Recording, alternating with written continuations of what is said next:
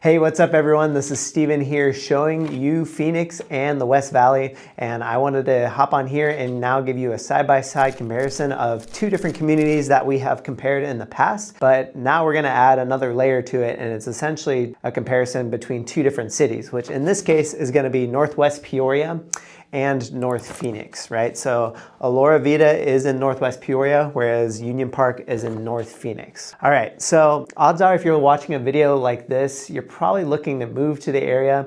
I'm really easy to get a hold of. All you gotta do is shoot me a text. My number is 480-331-3578, or you can join my Facebook group, which is Moving to North Phoenix and Peoria. All right, so we have location. Now, when I'm talking about location, this is from my personal experience, and also it's my opinion at the end of the day, right? So if my opinion is different from yours, take it with a grain of salt at the end of the day. But location, we're gonna talk about mainly convenience. If it's located close to a highway, if it's located close to amenities, if it's close to the restaurants, that kind of deal. Whereas someone who might have a different opinion, say, like let's say someone who is looking to retire, they're looking for something that's just far out, maybe away from people, if they're an introvert or something like that, right? Just as an example. Anyway, so location in this regard, the winner in this realm is gonna be Union Park. And here's why. Union Park is actually closer to more restaurants. It's closer to the I-17, which is pretty much that north gateway to get to Prescott or Flagstaff or anything like that. Whereas Aloravita, you're closer to hiking, more mountain preserves, that kind of deal. And if you gotta walk somewhere, it's gonna take you a little longer to get to, let's say, a Safeway or a Fry's, right? So Union Park definitely wins in that area because it's just a stone's throw away from your indoor-outdoor restaurant style, like those types of amenities. Not only that, but I mean there is some hiking around the area. I wouldn't say it's walking distance, whereas Aloravita might be a little more walking distance when it comes to hiking. But as far as restaurants and all that good stuff, Union Park definitely wins. Next one is going to be essentially the size of the homes. Now with Aloravita, you're looking anywhere from 1,800 to about 3,800 square feet. Union Park is about 1,500 to 3,500 square feet. So in that regard, I mean, they're pretty comparable as far as the size of the houses. Where you're probably gonna get more bang for your buck is gonna be Aloravita. The only reason I say that is because the lot sizes are just going to be a little bigger, whereas Union Park, they're really focused on the luxury style house, but a smaller size backyard.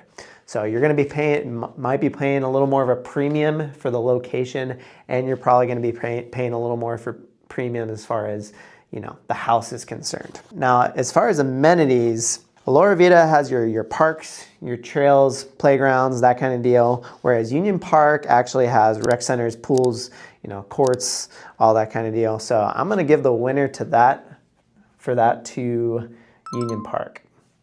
They're going to have just a little more amenities as far as that's concerned, but you're also going to be paying a little more as far as the HOA is concerned. So I'm going to skip down to the HOA since that's a good transition point.